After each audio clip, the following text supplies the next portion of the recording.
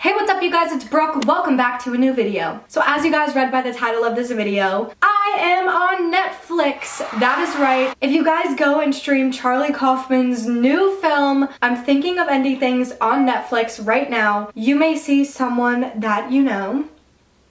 So I wanted to come on here today and talk about how exciting of an experience this was and how excited I am that this is finally out on Netflix and show you guys some behind the scenes footage of when I was on set that I was not supposed to be taking. But the movie's released now, so I don't think it matters anymore, so here we go. Really quickly before we start, make sure you guys subscribe to my channel as always and follow me on all my social media to keep up with new projects that I am working on and coming out with very soon, and future projects that I'm working on. And yeah, so I'm thinking of ending things. This is the first film set that I actually ever got to work on, and it was one of the greatest experiences of my life. I got cast in a background role, so I'm not playing a very significant role in the film, and the chances of seeing me were very, very slim to none.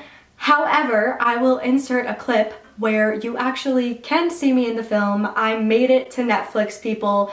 I am a star now. I'm famous. If you guys want my autograph, just remember you guys were here first, you know. I'm only messing around, obviously. But getting to see myself on a screen, which has been my biggest dream since I was little, even if it was just as a background actress right now, was honestly surreal. Like, yeah, it might only be for a few seconds. Yeah, I might be fuzzy. Yeah, I might not have any lines, but it's still so cool to see yourself in a big film like that, like no matter what role you're playing. And I am definitely looking forward to the roles where I do have lines and I'm not just a blur in the background. So for this film, I had one fitting and then I had 2 shoot days. So I have a bunch of vlog footage of me going to the fitting place, just kind of taking videos of like what that was like, experiencing that for my first time like professionally. Something I remember being so cool was like seeing my name on just like a rack of clothes that they wanted me to try on and stuff.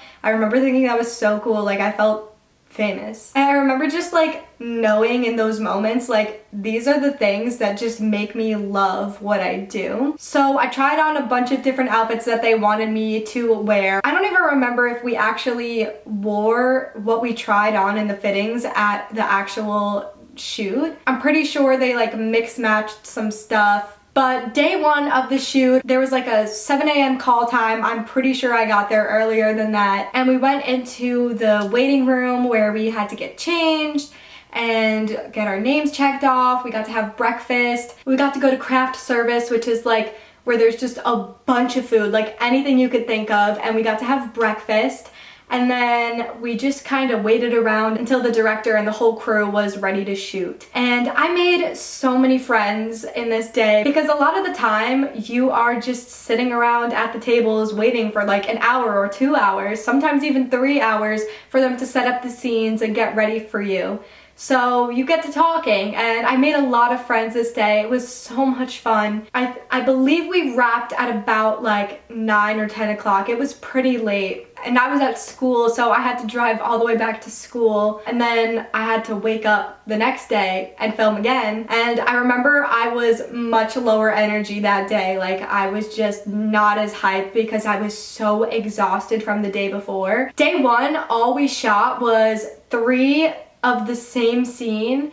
Basically, they had the janitor walking down the hallway and they had a bunch of students just coming out of classrooms walking down the hallway, and they did 3 different outfit changes for that one scene. And I thought it was because there was going to be like a transition through time, like they had us in 60s, 70s, and 80s looks, and so I thought it was going to be like a transition through time, but I think that they just didn't know what decade they were wanting to shoot in.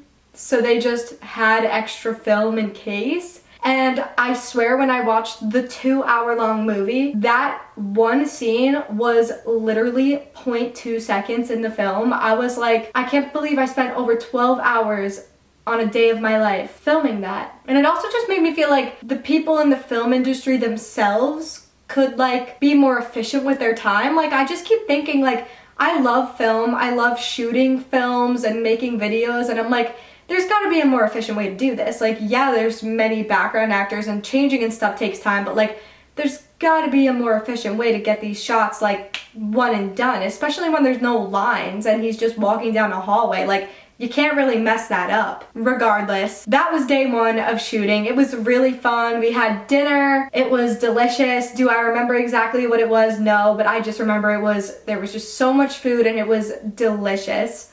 And then the next day, we were told we have to bring formal attire, so we were all dressed in like prom dresses and suits and tuxes, and they had us become old. Everybody in the audience was supposed to be old, so I had gray hair and I had wrinkles drawn on my face and I was in my prom dress, and it was so weird sitting behind the scenes with everybody, hanging out all looking mad old. It was really funny. And for this scene, what they had us do, which I thought was so interesting because I've never been on a set like this, he was on stage and we were supposed to be audience members, and there were only like 50 to 100 of us, but there were like probably 1,000 seats in the theater. So what they had us do was they shot us in the crowd clapping, then they did it again, and then they like moved us around. They made us sit in the back of the theater, the front of the theater, in the mezzanine level. And then I guess they just put those together to make it look like the room was completely filled with an audience, but it wasn't, and it was really cool. And I also remember when we were filming that scene, hearing Jesse Plemons sing that song from Oklahoma 5 million times, to the point where I literally memorized it. Once they finally got all the footage for that scene, it was Jessie Buckley's last day filming, so they had the ceiling lights going crazy, like just like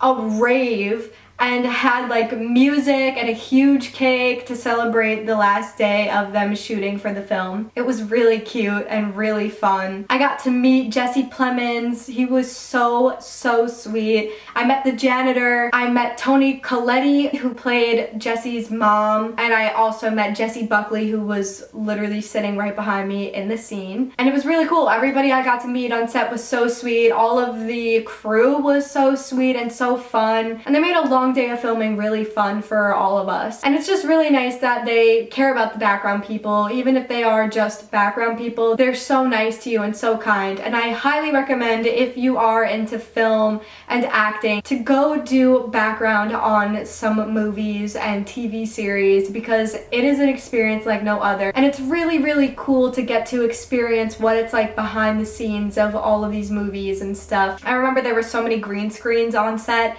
and I just kept thinking, I can't wait to see what this is gonna look like once it's released on Netflix. Like, I can't wait to know what these green screens are, and I still don't know what they were. Maybe I have to go back and look at it. But overall, it was a 11 out of 10 experience. I would do it again and again and again for the rest of my life. I love being on movie sets. I love being on any kind of set, music video sets.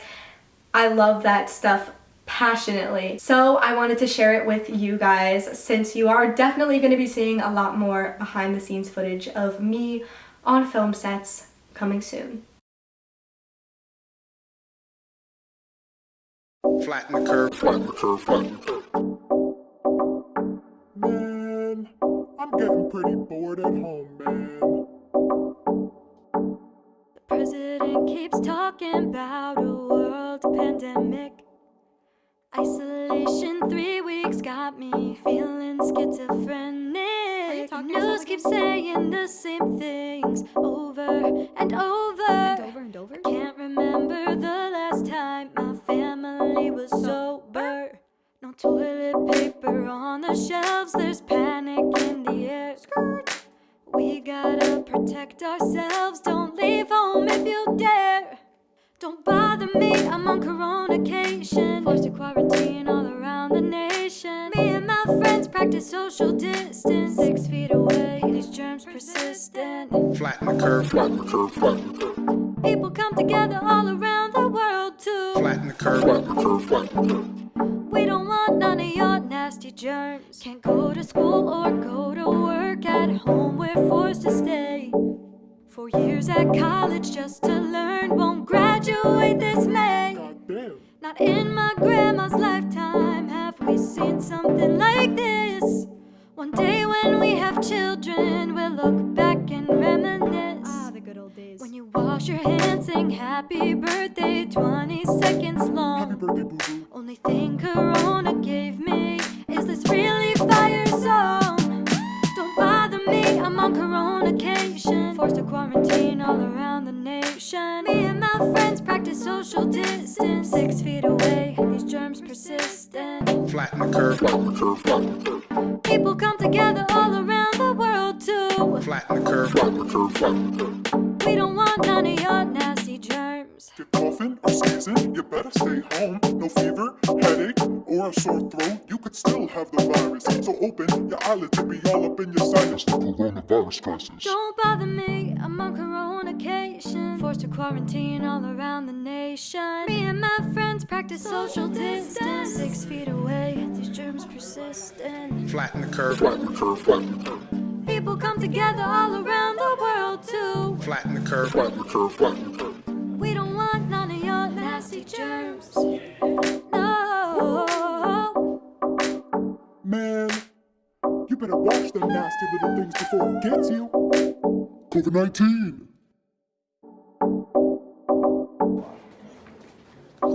Hi, what's up, vlog?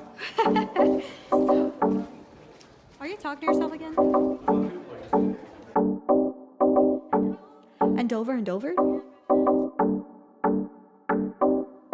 So, burp. Skirt.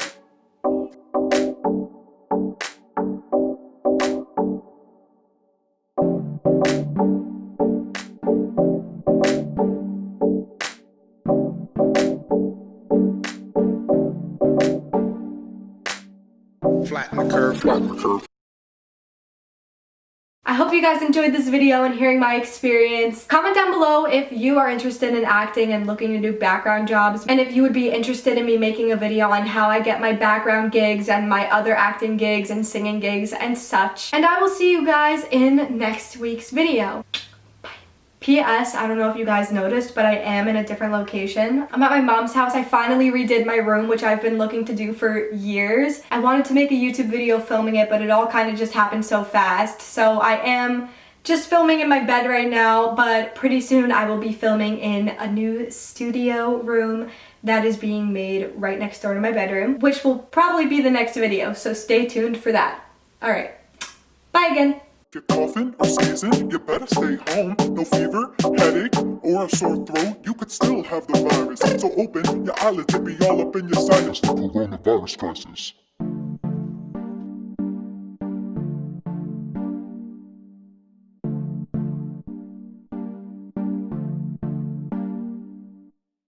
Flatten the curve, flatten the curve, flatten the curve.